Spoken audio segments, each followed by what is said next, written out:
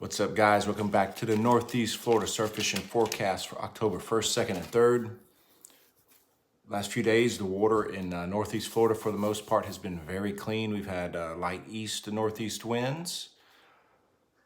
Lots of fish have been caught all the way from Fernandina down past Volano to Matanzas. Redfish, tons of Spanish mackerel, bluefish, tarpon. If you want to fish for sharks, they're everywhere right now. Lots of big sharks on our Facebook page. I think one was posted up 8 or 9 foot that was caught in Jack's Beach. Speaking of Jack's Beach, right now, pretty much all along the stretch of surf, as far as you walk, because the water's been clean, make sure you're shuffling your feet because there have been monster stingrays, 50, 60 pound stingrays in 2 to 3 foot of water or less. And also quite a few black tips and spinner sharks, 3 to 5 footers. This week I've seen them 4 different times chasing mullet. Speaking of mullet, thousands of mullet everywhere. Trout are still being caught up and down the surf here in this area. Some whiting, tons of 8 and 9 inch pompano still. As the water cools down, we'll start to see the bigger pompano arrive, so that'll be much welcomed. Water temperature is still 83. There's been nothing to drop it since the last little cold front. Look at that fly. We need consistent lows at night, like in the low 60s, and some daytime temps in the mid 70s to drop that water temperature. If you're fishing this weekend, don't forget the King of the Hill tournament, October 2nd, but October 1st, Neptune Baptist Church from 6 to 8, they're having where you can go in and I guess pay, and they're having Larry Finch is putting on a seminar on how to catch pompano, your registration, all of that. And then Saturday's a tournament, I believe, from 7 to noon. You better bring your Sputniks, though. If you haven't looked at the forecast, Mr. Sam has been out there churning in the Atlantic for the last several days, so now his swell is starting to hit our beaches. In fact, it started to show up late Thursday, 2 foot, 2.5 foot. But by Friday afternoon, they're calling for up to 3 foot. And then I saw on Saturday morning, possibly 4 to 5 foot. And Friday and Saturday, you're looking at northeast to east winds they're calling for, picking up to 10 to 15. So that'll make those swells a little bit choppy. And then Saturday, I saw east, southeast, 6 to 10, which wind-wise, that's not bad, but need to see which way the swell's coming from. If it's coming from the southeast, that's going to create quite a strong south to north current. So you'll need those Sputniks, and there'll be lots of whitewash. You'll have outgoing tide all morning long, which is good, but we'll see what happens, because what happens when we get these hurricane swells, if you lived along the coast long enough, tends to dirty up the water, not because of the wind. The wind's not the one dirtying it up, but the swells create a massive amount of runouts up and down the beach, and it's just sucking sand out. So gonna say, if you have small kids and you're planning on going to the beach Friday afternoon into Saturday, keep your eye on them. I would not let them go out very far, because with these kind of swells, it doesn't take much, and then you look around and they're gone. We don't need to see that on the news. Mullet wise, if you want to use mullet this weekend, early in the morning, we'll see what happens with these swells, though. Sometimes when these swells come in big, the mullet get a little bit harder to find. They go out a little bit deeper, but still, first thing in the morning, you can usually find them in very shallow water. We've been through some of these storms before that have come through the Northeast Florida area and sent in these massive swells. In fact, there was one time me and my buddy Phil on the Jack's Beach Pier, I think it was like the 2nd or 3rd year it opened, we had a storm go off our coast pretty good ways out, but it was sending in like 7 to 10 foot swells, I remember. And so in shallow, the whitewash was pushing way up. And the craziest thing, it was during the mullet run, as the waves would recede, we were watching 35, 40 inch redfish actually get stuck on the sand. They were in there eating the mullet, getting stuck on the sand, and they would have to wait for the next wave to come in, pull them out. If we would have been on the beach, we could have literally walked up and picked up one of these redfish. And I just remember that day, we were using mullet. We caught some big reds in areas. It was in whitewash where we were fishing, but those reds were still able to find a mullet. I remember catching a 27-inch right on the dot, and it was almost 9 pounds.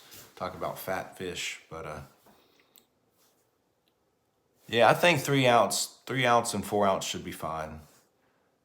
The only problem is if there's a lot of runouts, you're gonna want to try to avoid fishing that run out, because it's just gonna be constant pulling with these swells. I mean, look, that's what they're calling for. As you know, with weather forecasts, wind forecasts, wave forecasts, weather's fluid, that's subject to change. They could be wrong, or they could be right, but they tend to be wrong. So we'll see. Like tomorrow or Friday, they're calling for northeast. I saw 10 to 15. Well, it might blow 5 miles all day, or it could blow up to 25. I've noticed in the northeast Florida area, that northeast wind in the fall is some of the hardest to predict. There's been days where they're calling for 10 miles an hour. I get down to Ponte Vedra to fish, and it's blowing 20 plus. I'm thinking, where did this wind come from? But Virgil, I like to use a fish finder rig, Carolina rig, with like a 2 ounce egg sinker, about a 6 to 8 inch leader. And if you can find, well, bring your net. The mullet, they work real well.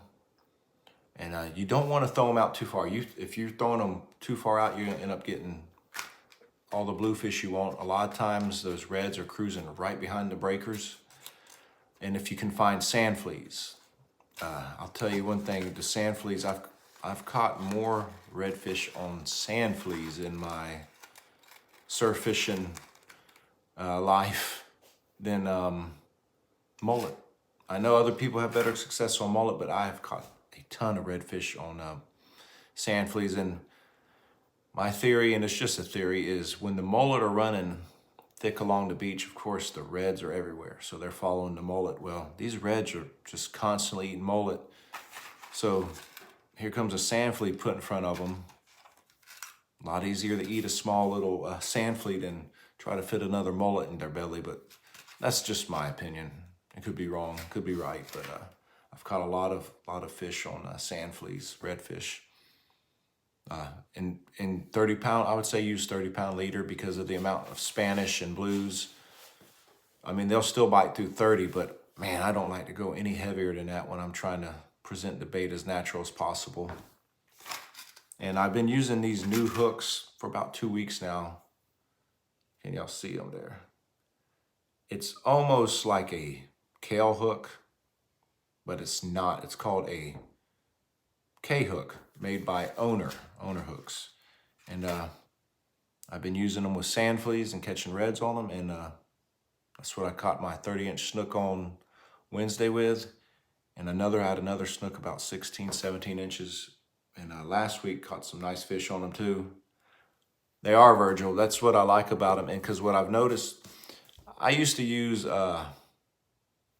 Kahle hooks a lot. Then I switched over to the wide bend hooks because of the bigger gap. And so then I saw that hook there. So I started using that about 2 weeks ago, and I really like it. Almost every single fish, I haven't had a single fish swallow this hook yet. It gets them right in the corner of the mouth every time. So it's not a circle hook. You can actually set the hook with this one and it feels good, but it gets them in the corner of the mouth pretty much every time. But the real reason I like this hook is because I like to free line live shrimp for the snook. And it's hard to tell on the camera, but it's a very thin hook, but strong hook. You're trying to free line a live shrimp with a heavier hook, it tends to weigh them down. But with this hook, that shrimp does its thing still. And I won't, at least for snook, I want it as natural as possible. They're very picky at times, and I don't want to. I found these at Academy. Now, who knows if they still have them? If you haven't been to Academy in a while, they really have had an issue stocking up their tackle with everything going on. I guess everything takes a lot longer to check in, coming in containers now. But I would think Strike Zone would also have them. If you want to call over Strike Zone and ask Dave if they have the K-hooks made by Owner, That's what they're called, decay hooks. Sort of, I guess they don't want to say they're decay hook, because they're really not. If I should have had I have a pack of Kahle hooks, but they're out in my truck. I would show you the difference. I'll have to post that on the next video just to show you that it's not really a Kahle hook. It has the same form, but it's a little bit wider, so it works good. It works good with mullet, live mullet too, so. The only thing I probably wouldn't want to use it for is fishing for Spanish, because it is a short shank, you know, and those Spanish will tend to bite it off. So what I've done in the past is, if you can get them, those long shank silver hooks. That's what we used to all use for whiting 15 years ago, before all the owner hooks came out, and the Circle C hooks from Eagle Claw. We use they're about that long shank silver hooks. I don't know the exact name, but those work great. You just take the mullet, and where I would hook it is, I'm using my hands like they're a mullet, but I need to draw it, I guess, is at right behind the tail. Was it the anal fin? Hook it right there, and then the mullet will swim on top. And for that, I would probably use 40-pound leader. Spanish will cut through 20 and 30 pretty easily. But that's all I got, guys. It looks like besides the swells, hopefully the water stays nice. We have some decent winds. It's going to be mostly east, northeast, southeast,